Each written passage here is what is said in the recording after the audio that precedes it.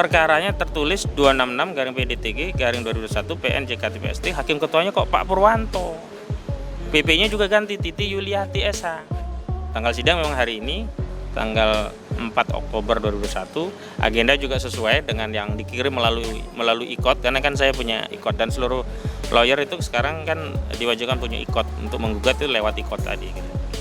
Bukti awal dari tergugat dan hard copy replik dari penggugat, saya sudah siapkan ya replik dari penggugat yang hard copy, karena saat di IKOT itu kan hanya dikirim soft filenya. Nah sekarang hard copy-nya. Ruangan Umar Seno Aji. Nah saya bertanya-tanya loh, hakimnya kan dulu Pak Bambang, sekarang kok Pak Purwanto. Mohon maaf ya, mungkin saya bisa jadi kurang pengalaman atau tidak, paling tidak sejak 2010 ya sampai hari ini kan paling nggak 11 tahun ya. Perkara kan saya keluar masuk pidana, perdata, tata usaha negara, bahkan judicial review di MK. Tidak pernah terjadi pergantian majelis hakim tuh keseluruhannya. Ini total bedol deso. Ketuanya diganti, anggotanya diganti, paniteranya juga diganti. Aneh kan ini.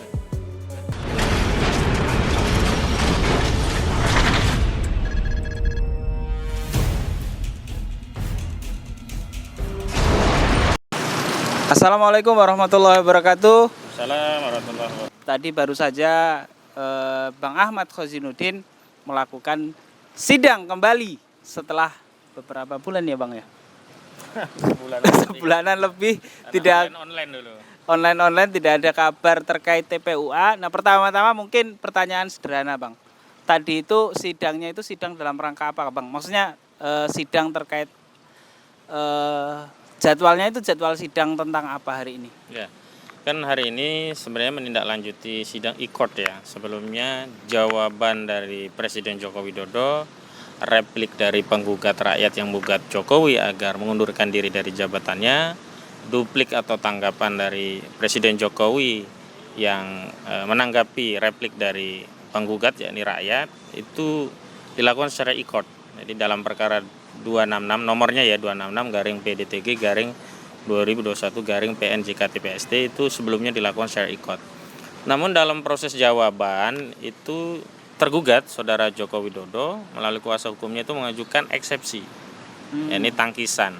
Terkait apa? Terkait kewenangan majelis hakim. Jadi menurut Presiden Joko Widodo, Pengadilan Negeri Jakarta Pusat ini ya, kita ini ada di Pengadilan Negeri di taman apa namanya? Kita di Masjid Taman Silaturahim. Bukan masjid, ini tamannya. Kalau masjidnya kan sebelah situ tapi masjidnya ya. Masjid Silaturahim.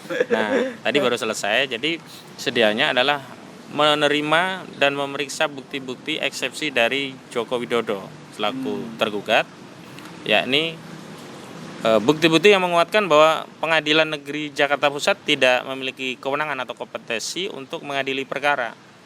Dan itu kan tidak bisa dilakukan secara online. Maka hari ini kita sidang kembali secara offline. Ketemu dengan kawan-kawan. Tadi ketemu dengan teman-teman buruh, ada Daeng Wahidin, dengan tim advokasi dari TPUA, ada Bu Tri Royani, Kurnia Tri Royani, ada Pak Arif, dan sejumlah pendukung dari segenap rakyat tadi yang memang punya aspirasi yang sama, yang menginginkan saudara Joko Widodo itu mundur dari jabatannya. Begitu Mas Arif. Ya. Oke. Terus yang kedua tadi ada hal yang menarik Bang. Ini baru pertama kali ini. Tadi kan kita coba dari media masuk ke dalam untuk meliput acara seperti biasanya. Tapi kok per hari ini tadi tidak boleh. Kenapa ya kira-kira Bang? Ya, yang pertama memang itu sudah menjadi kewenangan hakim ya, mengizinkan atau tidak pengambilan gambar. Makanya tadi kan sudah diizinkan untuk mengambil gambar. Nah, tinggal suaranya kan bisa dinarasikan nanti terkait gambar tadi. Itu menjadi hak publik, karena kan sidang itu kan sifatnya terbuka untuk umum. Tidak boleh ada sidang itu ditutup-tutupi kecuali perkara perceraian ya. Kalau perkara perceraian itu memang hakim wajib menyatakan sidang tertutup untuk umum. Tapi kalau gugatan rakyat ini adalah sidang yang terbuka untuk umum, tapi memang dalam rangka agar tertib persidangan, nanti tidak dalam perjalanan sidang ada yang potret-potret, itu kan mengganggu. Nah tadi hakim memberikan kesempatan kepada pengunjung untuk mengambil gambar sebelum proses pengadilan dimulai, begitu. Jadi tidak ada masalah sih, itu cuman prosedur biasa saja gitu. Oke. Sekarang masuk kepada judul berita ini teman-teman. Jadi judul beritanya kan luar biasa ini. Ya. Ada fakta baru yang ini baru muncul, bahkan Bang Ahmad tadi sempat cerita ini baru pertama kali terjadi semenjak beliau itu jadi advokat nih, Iya, Bang. iya, betul, betul. Apa Bang tadi yang terjadi? Jadi kan dimulai dari saat kami scan QR code ya di Pengadilan Negeri Jakarta Pusat itu kan proses absensi kehadiran para pihak, yakni para pihak itu tergugat maupun penggugat itu kan melalui sistem online ya, namanya Relay on PN Jakarta Pusat. Ya. Tadi saya agak kaget ketika saya cek nih ini seperti ini nih gambarannya. Nah, perkaranya tertulis 266-PDTG-2021 PN JKT-PST, hakim ketuanya kok Pak Purwanto. PP-nya juga ganti, Titi Yuliati SH. Tanggal sidang memang hari ini, tanggal 4 Oktober 2021. Agenda juga sesuai dengan yang dikirim melalui IKOT, karena kan saya punya IKOT dan seluruh lawyer itu sekarang kan diwajibkan punya IKOT untuk menggugat itu lewat IKOT tadi gitu. Bukti awal dari tergugat dan hard copy replik dari penggugat. Saya sudah siapkan ya replik dari penggugat yang hard copy, karena saat di IKOT itu kan hanya dikirim soft filenya. Nah, sekarang hard copy-nya. Ruangan Umar Seno Aji gitu. Nah, saya bertanya-tanya loh. Kok hakimnya kan dulu Pak Bambang, sekarang kok Pak Purwanto. Saya kejar tadi lewat PP yang biasa. Saya WA, "Bu, kami sudah siap." Penggugat sudah siap. Bahkan bukti hard copy yang diminta juga kita siapkan. PP-nya bilang, "Pak, mohon maaf Pak, sekarang PP-nya bukan saya lagi." Nah, saya kejar nih Bu Titi Yuliati ini siapa ini PP-nya, agar kita bisa tahu lah kapan sidangnya, karena kita waktu datang itu tergugat belum datang. Jadi Pak Jokowi kuasanya ya, bukan Pak Jokowinya langsung. Kalau Pak Jokowinya kan nggak pernah datang. Padahal tadi katanya Pak Jokowi datang Jadi belum datang, terus saya cari-cari, dan memang di sidang ruang ini tidak terjadi. Umar Seno Aji tidak ada. Karena di situ ternyata saya tanya, ada satu panitia, saya tanya, "Di sini sidangnya Pak Purwanto?" Dijawab, "Tidak Pak, di sini sidang PHI semuanya." Jadi di ruang Umar Seno Aji 1 itu tadi semuanya PHI, perselisihan hubungan industrial ya. Jadi nggak ada persidangan perdata. Loh, saya kaget, kemana ini? Ya udah, saya tunggu-tunggu sampai akhirnya ternyata kita sidang di ruang Sujono. Dan ternyata tadi hakimnya bukan yang seperti kita biasanya memimpin gitu. Sudah ganti, begitu Mas Arif. Oh, jadi tadi ya Bang Ahmad Fazinuddin juga sempat menyampaikan tentang pergantian ini, dan ini ganti tiga-tiganya ya Bang ya? Ya itu dia, justru saya heran sekali. Mohon maaf ya, mungkin saya bisa jadi kurang pengalaman atau tidak, paling tidak sejak 2010 ya sampai hari ini kan paling nggak 11 tahun ya. Perkara kan saya keluar masuk pidana, perdata, tata usaha negara, bahkan judicial review di MK. Tidak pernah terjadi pergantian majelis hakim itu keseluruhannya. Ini total bedol deso. Ketuanya diganti, anggotanya diganti, paniteranya juga diganti. Aneh kan ini. Jadi waktu hakim membuka tadi, hakim juga karena belum kenal dia ya tersipu malu, ingin memperkenalkan diri dulu, karena nggak biasanya kan kita juga, "Loh, ini siapa?" gitu kan. Ternyata memang benar tadi disampaikan oleh ketua majelisnya Pak Purwanto bahwa seluruh hakim, baik ketua tuan anggota, jadi satu majelis hakim tiga-tiganya diganti. Bahkan bukan hanya majelis hakimnya juga, paniteranya juga diganti. Jadi ini orang baru semua. Jadi majelisnya baru, hakimnya itu baru, terus paniteranya baru. Nah, makanya tadi di dalam proses sebelum melanjutkan pada pemeriksaan bukti, hakim ketuanya Pak Purwanto menawarkan, "Ini bagaimana? Apakah prosesnya akan dilanjutkan atau ada proses pengulangan?" Karena kami tidak membaca atau tidak mengerti perkara ini sejak awal. Ya karena dikasih opsi ya terus terang lah, kita nggak mau, ini urusan besar. Bukan hanya urusan 1-2 orang, ini urusan seluruh rakyat Indonesia. Bahkan bukan hanya rakyat Indonesia, ini urusan bagi masa depan bangsa Indonesia.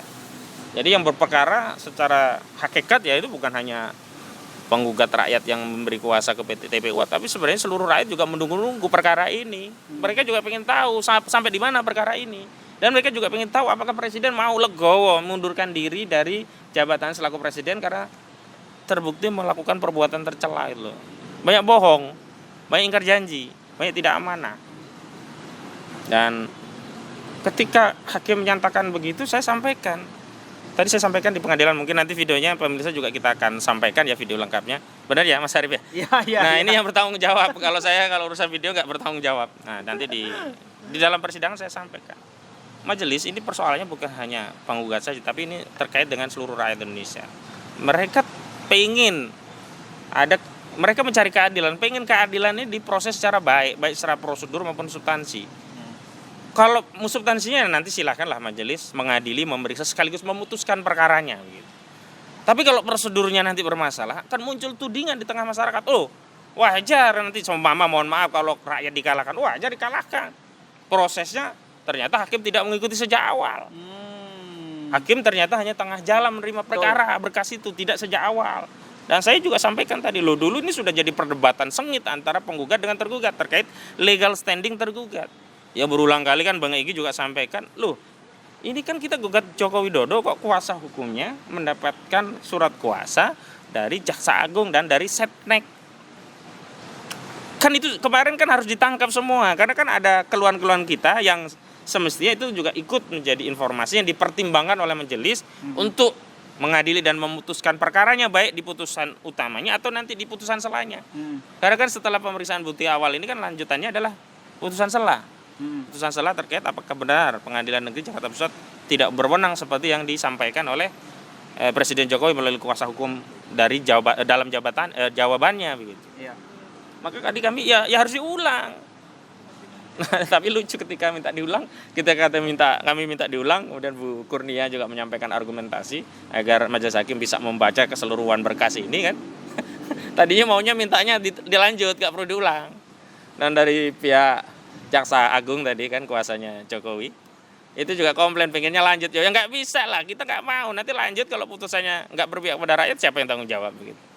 Akhirnya tadi hakim mengambil pertimbangan untuk menunda, jadi nunda seminggu, mereka akan membaca berkas ya, dan kemudian minggu depan hari Senin depan tanggal 11 berarti ya, tanggal 11 Oktober 2021 sidang kembali untuk kembali memeriksa bukti-bukti yang diajukan Presiden Jokowi yang dalam jawabannya menyatakan Pengadilan Negeri Jakarta Pusat tidak berwenang mengadili perkara ini. Ini kalau dalam hukum acara perdata mereka melakukan eksepsi terkait kompetensi absolut pengadilan. Jadi mereka menganggap ini bukan ranahnya pengadilan perdata. Nah, tapi yang menarik adalah bedol deso tadi. Mau ada yang ditanya nggak tentang bedol desonya tadi? Ya, tadi ada yang bertanya ini tentang podcast tentang apa. Saya ingin menjawab ya, ini jadi Bang Ahmad Khozinuddin ini yang punya channel ini adalah koordinator tim TPUA yang saat ini sedang menggugat Presiden Joko Widodo untuk mengundurkan diri dari jabatannya. Karena telah melakukan perbuatan tercela. Nah, pada hari ini dari Senin tanggal 4 Oktober ini persidangan yang kesekian lah.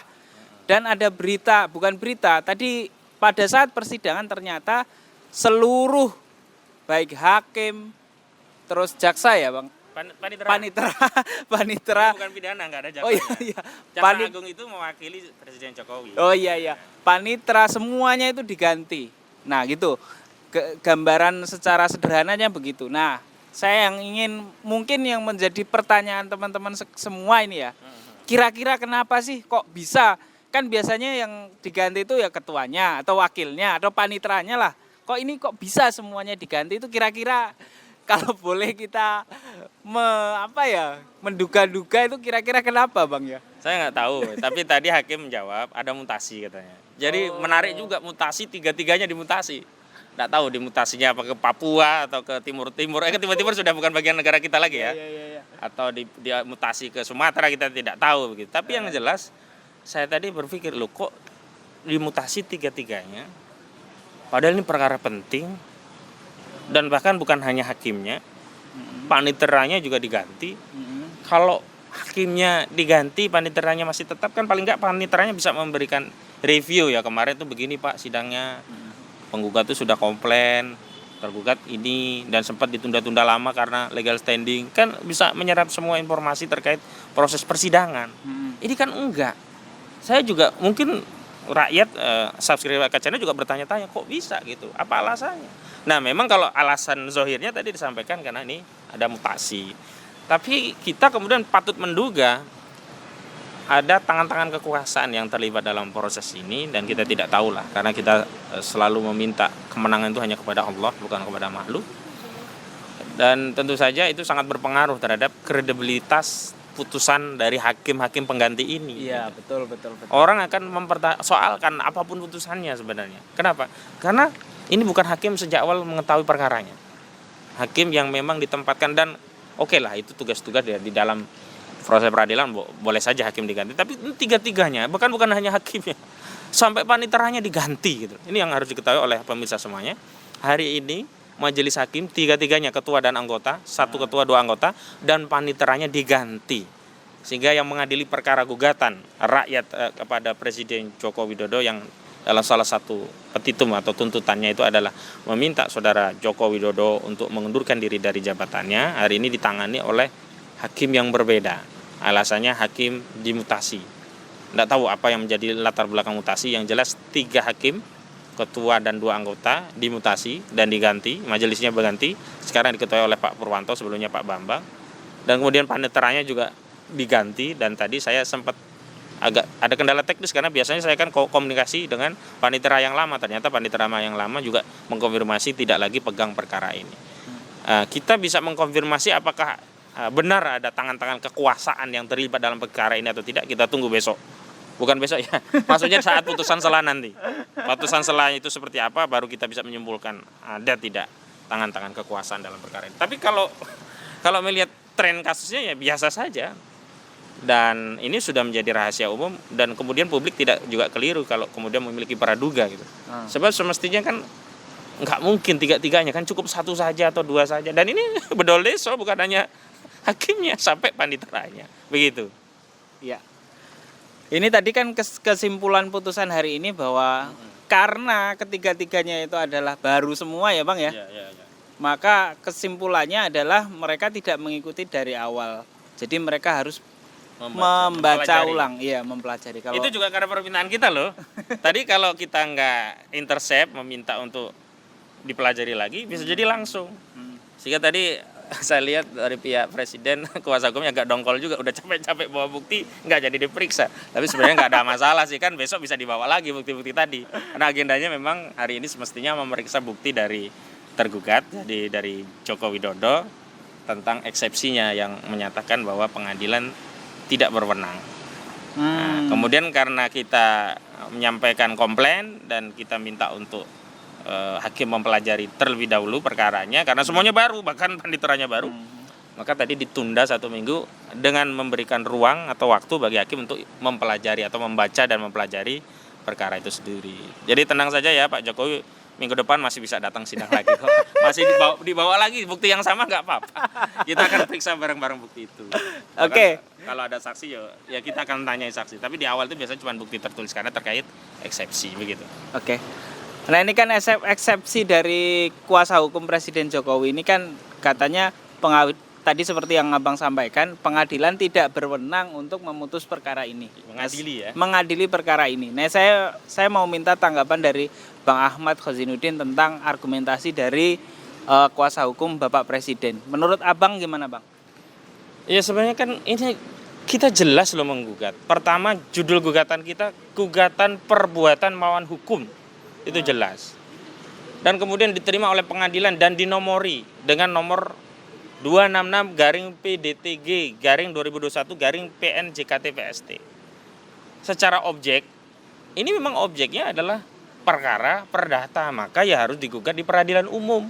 Apa sih perbuatan perdata yang digugat itu adalah adanya perbuatan melawan hukum PMH yang dilakukan oleh presiden. Apa? Karena presiden tidak menjalankan fungsinya dan bahkan melakukan perbuatan tercela. Dan itu tidak boleh seorang presiden ingkar janji, bohong kemana-mana. Nah itu kami konstruksikan sebagai perbuatan melawan hukum. Dan perbuatan melawan hukum itu memang konstruksinya gugatan perdata. Dan karena Istana Merdeka itu ada di wilayah hukum Pengadilan Negeri Jakarta Pusat, maka kami gugat di Pengadilan Negeri Jakarta Pusat. Jadi legal berarti ya, iya. Bang. Jadi secara Konstitusional. mutlak ini menjadi wilayah peradilan umum, pengadilan negeri. Secara relatif ini menjadi kewenangan pengadilan negeri Jakarta Pusat. Kalau ini saya gugat di Jakarta Timur bisa ditolak. Kenapa? Loh, pengadilan Jakarta Timur nggak berwenang. Orang Presiden Jokowi kantornya di Istana Merdeka itu di Jakarta Pusat itu. Betul. Makanya saya juga tidak tahu. Makanya kalau nanti sampai ya perkara yang dieksepsi dipotong dan dikabulkan, maka saya katakan kuat dugaan memang intervensi kekuasaan terjadi. Jadi kita dipenggal pada proses sebelum masuk pokok materinya, yakni sebelum memasuki pokok perkara materi pengadilannya, yakni tentang perbuatan melawan hukum yang dilakukan oleh saudara Joko Widodo, yang kami sudah siapkan buktinya. Bahkan kemarin kita sudah ada rencana roadshow ke Solo untuk ngecek SMK, benar nggak? Menarik Bang, menarik. Itu kan mau berkunjung, malah ada rencana kita kunjung ke Mas Gibran untuk menanyakan, Anaknya. iya, Luar biasa. apakah SMK-nya Pak Jokowi itu di mana? Terus kita tanya lagi, apakah produk SMK yang dibanggakan Pak Jokowi dulu masih ada? Gitu. Nah itu kan jadi bukti. Iya. Apakah presiden itu bohong atau tidak? Gitu kan? Iya. Di antara kebohongan itu ada SMK, ada utang, tidak import, kemudian akan buyback Indosat dan macam-macam. Tapi kalau nanti diintersep, dieksepsi, Masya Allah. Jadi saya nanti akan kembalikan kepada rakyat. Memang kondisinya begitu. Keadilan hukum di negeri ini memang mahal. Dan intervensi kekuasaan terjadi. Kalau terjadi misalkan nanti diproses, eksepsi diterima ya. Karena begini, kalaulah nanti kita ditolak dalam putusannya, kita masih bisa oh masuk akal lah, masih masuk akal lah. Tapi kalau dalam eksepsi saja nanti sampai dipenggal, kemudian majelis hakim misalkan menerima eksepsi tergugat, menyatakan pengadilan negeri Jakarta Pusat tidak berwenang mengadili perkara ini. Buat dugaan itu intervensi kekuasaan begitu besar. Tapi sekali lagi apapun yang terjadi, sebagai penggugat kuasa hukum ya kita tidak pernah merasa lemah. Kita tetap hadapi semuanya. Karena kita tahu bahwa dalam perjuangan itu yang dihitung adalah prosesnya, ikhtiarnya, maksimalnya kita dalam membela rakyat yang mencari keadilan di tengah-tengah keadaan yang sekarang ini kayaknya isinya cuma kezaliman, sulit sekali. Perkara hasil, ada istilah yang menarik itu. Perjuangan hak kita, kezaliman urusan mereka, pertolongan adalah hak Allah. Panjang umur perjuangan. Oke. Ya teman-teman bisa komen juga ini terkait apa yang mau dilakukan. Kalau teman-teman punya bukti-bukti bahwa SMK ternyata masih ada dan benar sudah launching, nah silakan. Atau mungkin ada yang tahu bahwa Indosat itu sudah di buyback gitu. Boleh Ya berarti lah. kami harus mengisapi dong. Iya Berarti dong. nggak bohong ya. Iya, Atau iya. ternyata ada data tidak ada lagi import. Jadi yang banyak kita ekspor besar-besaran. Ada data lagi kemiskinan, rakyat kita swasembada. 11.000 triliun di kantong. Dan apalagi kalau ternyata ada 11.000 triliun di kantong. Kan berarti nggak bohong dong. Nggak Berarti bohong. gugatan kita Berarti salah. keliru kita. gitu. Ya gitu aja teman-teman. Menurut teman-teman kira-kira itu semua bener atau enggak, silakan komen di channel ini, di AK Channel ya. Dan teman-teman yang mau mendukung gugatan ini silakan subscribe juga. Nih saya bantu nih Bang. Saya bantu. Modus dia. Tapi begini, saya ingin tegaskan bahwa di antara kita itu punya tanggung jawab, tugas sesuai dengan kapasitasnya masing-masing. Mungkin boleh jadi teman-teman yang di luar daerah, ada mungkin di Papua, ada di Irian ya, ada yang di Kalimantan, ada yang di Sumatera, ada di Sulawesi, mungkin juga ingin seperti kami, paling tidak menghadiri persidangan langsung, memberikan dukungan, karena punya suasana hati, aspirasi yang sama, ingin Presiden Joko Widodo mengundurkan diri dari jabatannya. Tapi kan terkendala waktu, pikiran dan macam-macam. Termasuk tidak mungkin juga kan ikut menjadi advokatnya karena memang ada kendala. Nah, karena itu kita punya apa? Kemampuan masing-masing, kapasitas masing-masing. Dan di antara yang paling sederhana ya memang kawan-kawan seluruh rakyat Indonesia membantu kami dengan cara tadi subscribe, karena dengan begitu kan informasi ini bisa diketahui oleh masyarakat banyak. Kenapa? Karena selama ini gugatan kita itu tidak pernah diliput media. Sekali saja itu di awal saja, selebihnya kita bunuh-bunuh. Padahal ya ada kucing ketabrak mobil aja masuk TV ibaratnya begitu. Anaknya Rapi panas dikit, Raffi Ahmad masuk berita. Nah giliran ini gugatan ya kepada presiden yang ini berkaitan dengan masa depan. Enggak ada itu. Bukan maksudnya saya minta diwawancara TV, bukan. Nah saya akhirnya bikin wawancara sendiri di sini. Tapi ini menjadi satu bukti bahwa penting keterlibatan teman-teman Somas AK Channel untuk menyebarluaskan informasi ini agar gaung perjuangan gugatan presiden juga makin luas. Agar apa? Pahalanya juga dapat teman-teman, bukan hanya kami saja yang dapat pahala. Kan dengan men-subscribe, men-share dari banyak orang tahu sehingga banyak doa yang diberikan kepada kami. Terus terang, doa itu sangat kami harapkan. Kenapa? Memang di dalam Islam tuh doa itu senjatanya kaum muslimin. Dan di tengah kezaliman seperti ini, bahkan saya itu kadang-kadang, bukan kadang-kadang ya, dalam konteks untuk membela perkara itu saya awali dengan banyak membaca sholawat al-asghil. Tahu nggak bacanya gimana? Allahumma sholli. Nah, saya bacakan dulu ya, dengerin ya.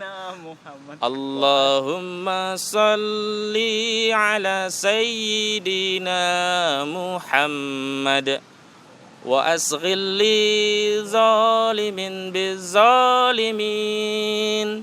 Allahumma sholli ala sayyidina Muhammad wa asghil li zalimin bizzalimin wa akhrijna min bainihim salimin wa ala alihi wa sahbihi ajma'in. Nah, ini dalam rangka apa? Untuk mencari berkas dari salawat Nabi agar apa? Orang-orang yang zalim itu disibukkan dengan sesama orang lain. Kadang kalau mengandalkan kekuatan kita, kadang kita merasa lemah, tak berdaya. Demo tidak direken. Kemudian kritik ditangkapi. Ada yang kemudian menyampaikan aspirasi dianggap melanggar undang-undang ITE. Ya kadang-kadang pada titik tertentu kita itu merasa, ya memang bukan merasa, kita harus mengakui, mengisapi bahwa kita itu lemah, makhluk yang butuh kepada sesuatu yang lain, maka itu kita harus mendekatkan diri kepada Allah Subhanahu wa taala untuk memohon perlindungan dan pertolongan kepada Allah Subhanahu wa taala. Sebab tanpa keajaiban ya, tanpa perlindungan dan pertolongan Allah Subhanahu wa taala, ya saya merasa apa sih yang bisa kita lakukan gitu.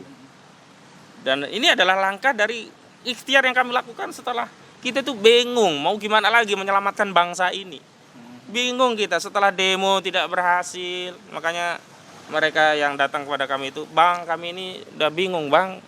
Demo kami tidak didengar. Apa udah kami lakukan? Cobalah yang terakhir nih, Bang. Kita bawa ke pengadilan. Siapa tahu lembaga yudikatif itu masih punya nurani lah, bisa membela rakyat begitu." Nah, akhirnya inilah yang kita lakukan. Oke. Bang, boleh Ya, silakan. boleh nanya lagi. Ya, silakan. Nah, ini kan namanya juga netizen ya. Iya, Netizen kan bebas mau ngomong apa aja bebas. Boleh. Dan di forum ini juga boleh. Di forum ini kan bebas ya. Nah, ini kan ada netizen yang bilang begini, apaan ini gugatan ini orang-orang bayaran semua nih, barisan sakit hati nih, pasti ujung-ujungnya duit, kayak cepi kemarin kan. Nah, ini kalau dengan terkait kritikan netizen yang begini-begini nih Bang, ya ini mungkin apa namanya ya, bisa kita terima, bisa kita tidak kita terima. Nah, tapi saya ingin menyampaikan kepada Abang nih ada kritikan begitu. Nah, tanggapan Abang nih gimana nih? Apakah benar Abang ini adalah barisan sakit hati kemarin, barisan 02 yang sakit hati, atau Abang ini adalah dibayar miliaran sehingga mau untuk menggugat 100 miliar Presiden seperti Yusril ya. Ya. Atau 5 miliar seperti Pigai katanya kan begitu. Ya. Jadi pertama saya katakan, bagi siapa yang menduga saya dibayar, saya katakan Anda benar. Dan bayaran saya mahal sekali. Yang membayar saya bukan hanya sembarang orang, tapi zat yang menciptakan manusia, alam semesta dan kehidupan. Yang membayar saya adalah Allah Subhanahu wa taala. Bayarannya adalah ridho dan janahnya. Wah, itu bayaran yang gak bisa dibayar oleh siapapun. Dan saya ambil perkara ini karena ada bayaran dari Allah. Apa bayaran dari Allah itu? Ya, Allah telah menjanjikan surga bagi orang yang ta'muruna bil ma'ruf wa tanhauna 'anil munkar. Saya memahami gugatan ini bagian dari dakwah saya. Karena saya lawyer, bisanya membantu rakyat dengan gugatan, ya saya gugat. Coba kalau saya tukang santet, pasti saya tiup itu Jokowi. Puh, gitu. Tapi saya nggak punya ilmu itu, saya punyanya lawyer. Jadi saya nggak mungkin mensantet Jokowi gitu. Jadi benar, pertama saya dibayar. Kalaupun nyata tuh belum tentu nyampe saat sekarang. Pertama yang jelas itu saya benar dibayar. Yang membayar saya adalah Allah Subhanahu wa taala dengan janjinya, ridho dan janahnya. Dan masih ingat Suhail bin Amru ketika dia meninggalkan hartanya di Mekah, dia hijrah ke Madinah, kemudian Rasulullah mengatakan, "Selamat wahai Suhail, kau telah beruntung dengan pernikahanmu." Kenapa? Karena Suhail bin Amru meninggalkan semua hartanya dan memilih hijrah untuk mencari ridha Allah dan Rasulnya. Dan kemudian itu yang dikabarkan oleh Allah kepada Rasulullah melalui malaikat Jibril, bahwa Saya beli anak baru telah memilih Allah dan Rasul ketimbang hartanya. Dan itulah perniagaan yang menguntungkan. Dan saya mengambil bayaran ini ya. Ingat ya, yang membayar saya adalah Allah Subhanahu wa taala. Anda benar, saya dibayar dan bayarnya besar. Kecil kalau 500 miliar punya Yusril itu. Kecil kalau cuma 5 miliar punya Natalis Pigai itu. Itu kan isunya begitu ya. Bayaran saya lebih besar, bahkan lebih besar daripada dunia dan sisanya. Yakni ridha Allah dan janahnya. Nah ini menjawab teman-teman ya. Mungkin bisa jadi teman-teman yang menuduh ini adalah barisan sakit hati, coba diperiksa hatinya, bisa jadi itu lagi sakit juga. Nah yang kedua teman-teman sekalian, yang teman-teman yang baru nggak apa-apa, masih cukup ini Sar. Bagi teman-teman yang baru datang di channel ini, tadi kan baru sedikit ya, bagi teman-teman yang baru datang di channel ini, di judul sudah dijelaskan ya bahwa ini adalah gugatan TPUA dan Pak Ahmad Khozinuddin ini adalah bukan salah satu, beliau adalah koordinator dalam gugatan ini. Menggugat Presiden Joko Widodo. Oh ya udah, silakan Bang. Apa barisan sakit hati ya? Saya mau katakan, saya itu nggak milih Pak Jokowi, nggak milih Pak Prabowo. Jadi nggak ada sakit hati. Tapi karena kebijakan Pak Jokowi itu terbukti zolim, terbukti disfungsi sesuai dengan amanat konstitusi. Ketika ada rakyat yang datang kepada saya minta menjadi kuasa hukum untuk menggugat, saya periksa legal standingnya, saya periksa bukti-buktinya, ternyata relevan, ya kita bawa ke pengadilan. Karena lawyer itu hanya punya kewenangan menggugat, nggak punya kewenangan memutus. Yang memutus tetap hakim di pengadilan. Jadi kalau dikatakan barisan sakit hati, insya Allah hati saya bersih. Bismillahirrahmanirrahim, seperti Agim lah. Iya. Jagalah hati, jangan kau nodai. Jagalah hati, mari gugat Jokowi. Nah, begitu ya. Bisa digugat sama Agim tuh. Ya teman-teman sekalian, ya kita tetap akan lanjut ini ya diskusi kita. Jadi saya ingin mencoba mengabarkan bagi teman-teman yang baru gabung. Nah ini ada baru gabung juga, banyak yang kemudian menganggap ini adalah apa yang disampaikan oleh Bang Aka. Ya ini kan channelnya ini channel yang kita bisa lihat lah hampir keseluruhan isinya adalah mengkritik pemerintah. Nah, ada yang menganggap itu adalah ujaran kebencian, Bang. Tapi mungkin itu di luar konteks lah ya. Kita kembalikan ke konteks yang sekarang ini. Tadi seperti yang di judul ya, itu ada ada hakim, kemudian ada panitera yang kemudian diganti dalam gugatan melawan Presiden Jokowi ini dari TPUA. Nah, kalau kita lihat itu penggantinya adalah orang-orang yang baru dan kemarin itu tidak mengikuti sidang-sidang sebelumnya. Ada kemungkinan nggak Bang nanti mereka itu memutuskan perkara ini kemudian tidak sesuai gitu dengan keadilan gitu? Yang pertama kita ada dua ukuran ya untuk menilai apakah nanti hakim-hakim ini masih bisa kita percayai untuk mengemban amanah untuk memberi putusan yang memberikan keadilan bagi seluruh masyarakat atau rakyat ya. Tentu kita harus cek secara proses prosedur bagaimana. Kalau nanti dalam perjalanannya dia lebih memihak kepada tergugat, apa yang menjadi atensi tergugat selalu diikuti, kemudian penggugat dihalangi, diintersep. Nah, saya pernah ketemu perkara seperti itu. Ya itu bisa kita simpulkan ada keberpihakan. Tapi kalau yang 3 hakim sebelumnya saya akui 3-3 itu fair. Dan karena itulah kita punya ruang. Dan karena itulah kita punya harapan besar ketika kepada 3 hakim sebelumnya. Subhanallah, dalam hati saya pikir ini hakim ini Masya Allah ini mudah-mudahan gol nih perkara ini. Karena saya kan keluar masuk pengadilan kan banyak Mas Arief. Saya lihat karakter hakim juga banyak gitu. Nah 3 hakim sebelumnya itu luar biasa gitu. Bahkan kita bisa mengajukan argumen yang bisa dipertimbangkan bahkan diadopsi sehingga ada beberapa kali perbaikan dari si tergugat tadi gitu. Nah, yang ini tentu kita cek pada 2 hal. Pertama, dalam perjalanan nanti apakah dia objektif. Tentu saya akan kerasalah kita nih orang yang biasa berperkara itu kerasalah hakim subjektif atau objektif. Yang kedua kita cek di putusan salah. Kalau putusan salah ternyata dia meloloskan, akhirnya dalam tanda petik dia kemudian mengabulkan eksepsi dari Pak Jokowi dan kita selesai di putusan salah, berarti kita bisa simpulkan mutasi itu ada konteksnya dalam rangka memenggal perkara ini. Jadi perkara ini akan dipenggal melalui proses eksepsi. Tapi kita husnuzon saja, kita ikuti saja bagaimana langkah selanjutnya, dan mohon doa semua subscriber channel, kita tidak akan gentar, kita tetap lanjutkan dan tetap kita kabarkan kondisi realnya seperti apa.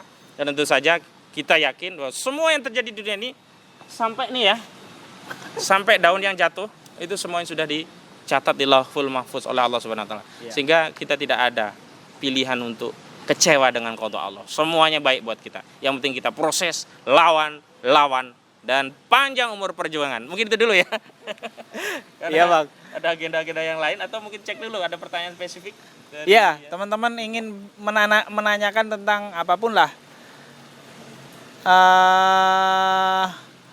Aku kepengen jadi buzzer. Oh, nggak usah gitu, nggak masuk dalam pertanyaan. Silakan kalau mau bertanya, subscriber AK Channel silakan. Buzzer juga yang lagi ngintip juga silakan. Silakan lah teman-teman. Kalau seandainya nggak ada pertanyaan, nampaknya. Lanjutkan dulu aja lagi. Oh iya. Asik sambil nunggu Bu Eli saya. Oke. Sepanjang antum perhatikan ya, apa habis atau tidak itu casnya. Kalau sampai habis duluan kan kasihan. Enggak sih, insya Allah aman, insya Allah cukup. Iya, teman-teman sekalian, ya saya kalau nggak ada yang bertanya ya saya mewakili lah ya. Mudah-mudahan bisa mewakili teman-teman sekalian. Oh ya, tadi saya mau kasih tahu ya. Apalagi? Ada dukungan orang-orang tadi, Oh, sejumlah iya. emak-emak ya sama bapak-bapak, ada dari Tasik, ada dari Bandung, ada dari Banten tadi datang ke saya. Tiba-tiba datang saya, Pak Ahmad, saya dapat amanah. Mohon maaf, dari mana? Saya sudah menemui Bang Egy, saya diarahkan oleh Bang Egy untuk ketemu Pak Ahmad setelah sidang ini. Saya kan kaget, ada apa ya? Ada 6 orangan lah datang gitu. Pak Ahmad, sungguhnya di bawah itu semuanya sudah menunggu-nunggu. Mereka juga pengen agar Pak Jokowi itu segera mundur dari jabatannya. Semua mendukung gugatan dari Pak Ahmad ini. Lalu apa yang harus kami lakukan Pak Ahmad? Kita ingin konsolidasi semuanya ke TPUA. Pokoknya kita dukunglah TPUA gitu. Jadi subhanallah tadi saya, Masya Allah. Haru saya tadi, orang dari jauh-jauh, dari Banten kan nggak kecil biayanya. Dan ada dari Bandung, nggak kecil. Bahkan Pak Arif klien kita itu dari Makassar. Itu. Ya. Biayanya tahu sendiri. Datang untuk memberi dukungan. Dan mengkonfirmasi. Banyak rakyat yang setuju dan berharap benar pada proses perkara ini.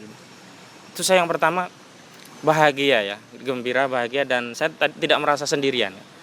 Kami itu merasa didukung oleh banyak rakyat. Karena selama ini kan media mengalienasi kami. Tidak ada satupun ya media yang meliput perkara media ini. Mainstream lah media ya. mainstream ya. Tapi kalau media yang AK Channel kita liput terus. Yang kedua, liput juga, Bang. saya tadi sampaikan, oke Bu, Pak, kita bersinergi dan terus perkuat barisan perjuangan dan jangan sampai putus di tengah jalan. Istiqomah.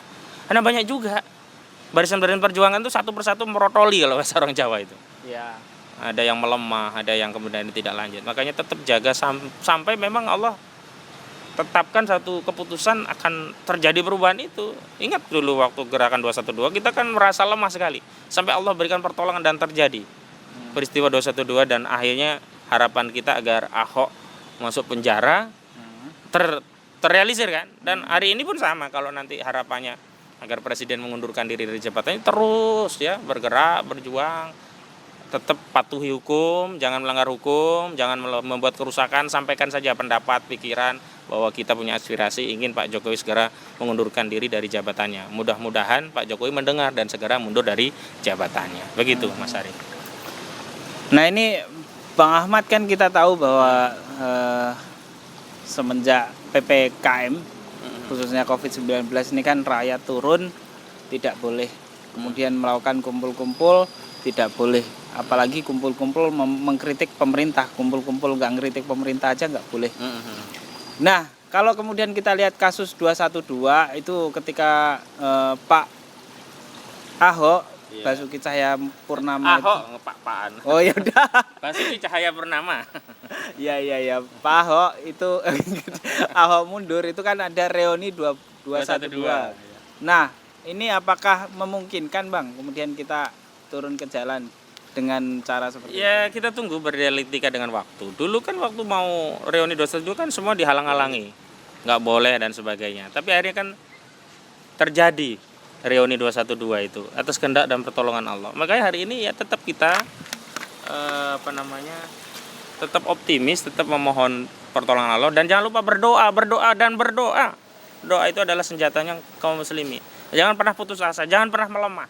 Kalau kita ini umat Islam, kuntum khairu umat ukhrijat linnas, umat terbaik.